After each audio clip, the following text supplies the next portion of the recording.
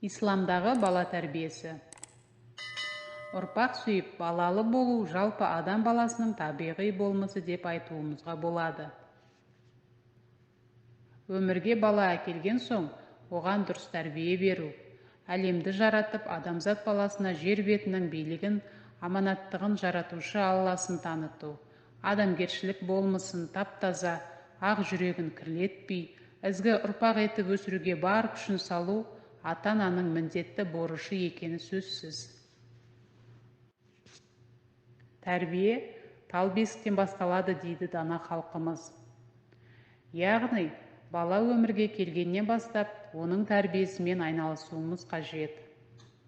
Демек, бала анасының бойына біткеннен бастап, тіпті 2 жас үйленбестен бұрында бала тәрбиесіне дайындала бергені жөн. Тәрбиенің басы ең алдымен адамның өзін күтуімен басталады. Қалай десеңіз, адам баласы жан мен тәннен тұрады. Абай атамызша айтсақ, жан қонақ, тән қонақ, үй іспеттес. Дені сау адамнан ғана дені сау ұрпақ дүниеге келеді. Сол үшін жастар ішімдік, темекі секілді тағы басқа зиянды әдеттерге жоламауы керек. Жақсы ата-ана боламын, жақсы жар іздеймін деген адам түнгі клубтардың маңынан да жүрмеуге тиіс. Адам денсаулық деген Алланың берген аманатына бейжай қарамай, ерте бастан өзін күтсе, өмірге салауатты ұрпақ әкелуіне сеп болады. Енді жанды күтуге келейік. Жанның күтімі дегеніміз бойымызды түрлі теріс мінездерден тазалап, жақсы қасиеттерді сіңіру. Ерекше атап өткім келетіні, жалқаулықтан арылып, еңбекқорлықты үйрену. Көре алмау, қызғаныш, жұртпен жарысу деген нәрселерге әуес болмай, керісінше өмірде өзіндік жолымызды қалыптастыруға, өз әлімізше өмірдің мәнін ұғынуға тырысуымыз керек. Ол үшін білім үйреніп, кәсіп меңгеру қажет. Мына дүниені мәңгілік өмірде бақытқа жетуге берілген мүмкіндік деп білуіміз керек. Егер осы өмірде бақытты бола алсақ, арғы өмірде де бақытқа жетеріміз хақ. Енді керісінше қарап көрейік, ол жақта қалай болады екен? Жұмақта мына нәрселер жоқ, өтірік, бос нәрселер және қызғанышпен көре алмаушылық. Қарасақ, бүкіл бәленің басы осы нәрселер. Ендеше, осы аталған нәрселерді өмірімізден шығарып тастайықшы, айталық, өтірік сөйлемейік, бос, пайдасыз нәрселермен айналыспайық, ешкімді қызғанбайық, сонда мына дүниенің өзі жұмаққа айналып кетпей ме? Демек, бала тәрбиесін әке немесе ана болуға, яғни үйленіп отбасын құруға шешім қабылдаған кезден, тіпті одан да бұрын ақыл есі толығып, балиғатқа толған шақтан өзін ретке келтіруден бастау керек. Ол үшін жоғарыда да айтқандай, жанымызды да, тәнімізді де, бірінен бірін кем көрмей күтуіміз қажет. Егер өзіміздің денсаулығымыз нашар, рухани мүгедек болсақ, баламызға не бермекпіз? Ислам діні бойынша баланың тәрбиесіне ата-анасының екеуі де бірдей жауапты. Алла тағала Құранда: «Уа, иман еткендер, өздеріңді және отбасыларыңды отыны адамдар мен тастардан болған тозақтан қорғаңдар» деп өсиет айтқан. Бұл жерде ер мен әйелді бөліп жарып тұрған жоқ. Әрқайсысы шама шарқы жеткенше өз отбасын, бала шағасын жақсылыққа шақырып, жамандықтан қайтаруы керек.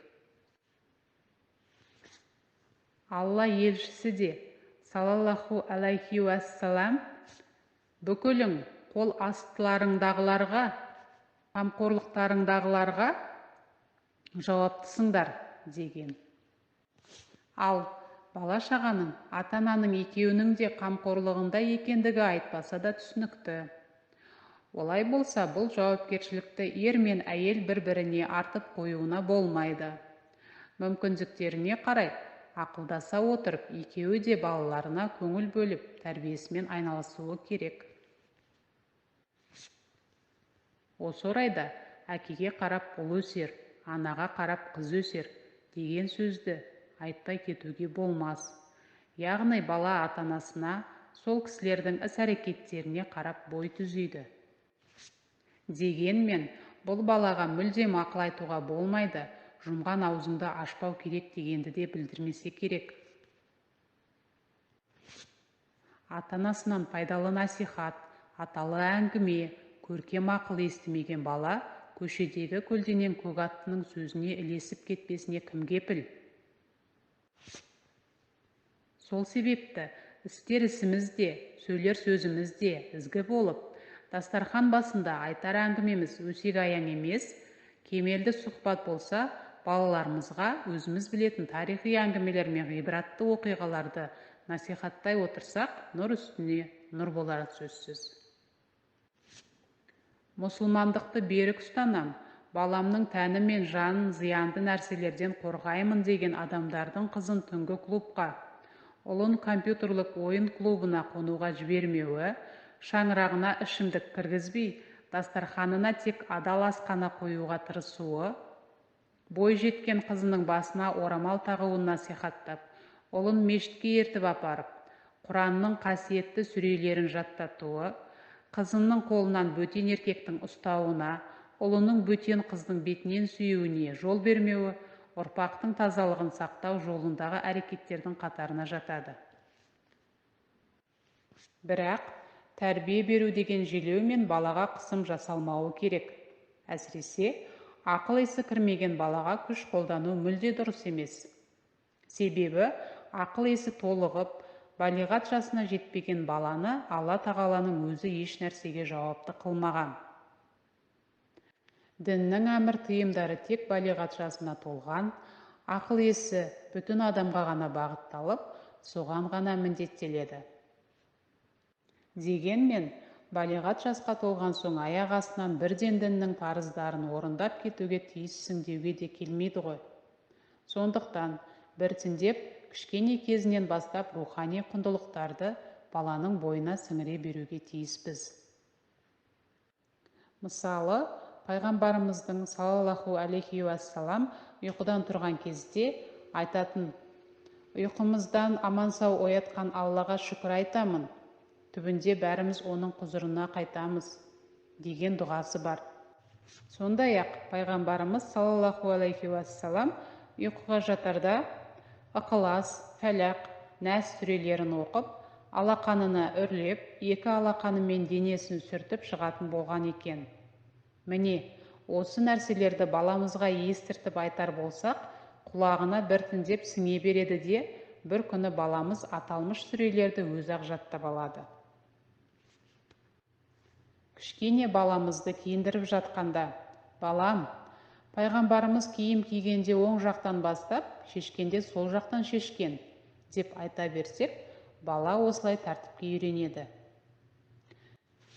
Кішкене күнінен екі аяқ киімін екі жаққа лақтыра салмай, бірінші сол, сосын оң аяғын шешіп үйренсе, үлкейгенде істің ретін, жөнін білетін азамат болары сөзсіз.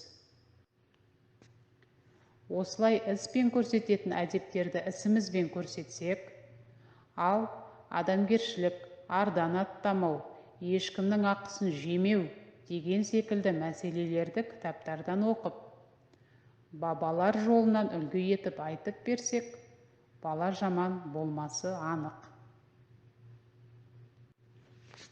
Отбасымызға насихат айтуға немқұрайлы қарамауымыз керек. Ал өзіміз істемейтін нәрсені балаға насихаттаудың Аллаға ең жек көрінішті нәрсе екендігі Құранда: «Уа иман келтіргендер, өздерің істемейтін нәрселерді неге айтасыңдар? Өздерің істемейтін нәрселерді айту Алланың құзырында күнәсі тым ауыр нәрсе» деп анық айтылған. Сондықтан Алланың өсиеті мен бабаларымыздың насихатына құлақ асып, алдымен өзімізді дұрыс ұстап, өмірдің даңғыл жолында шалыс баспауға тырыссақ, ізімізден ерген ұрпақтарымыз да бұралаң жолға түспес деп ойлаймыз.